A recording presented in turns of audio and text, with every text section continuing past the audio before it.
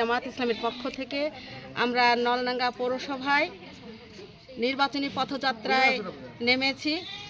আলহামদুলিল্লাহ আমরা জনগণের ব্যাপক সাড়া আমরা বুঝতে পেরেছি এবং আমরা চাই যে বাংলাদেশ একটি নতুন বাংলাদেশ হিসেবে সবার সামনে পরিচিত হোক এবং জনগণও সেই প্রত্যাশা করে এবং জনগণের সেই প্রত্যাশার প্রতি আমরা তাদের সেই যে মতামত তাদের মতামতের প্রতি আমরা শ্রদ্ধাশীল এবং আমি মিডিয়ার মাধ্যমে সরকার এবং প্রশাসনের কাছে জানাতে চাচ্ছি যে এবারের নির্বাচনে আমরা যেন সৎ এবং সততার সাথে নিষ্ঠার সাথে জনগণ যেন নির্বাচনে ভোট কেন্দ্রে যেতে পারে, কোনো রকমের কারচুপি কোনো সন্ত্রাস এগুলোর যেন প্রশ্রয় না দেয়।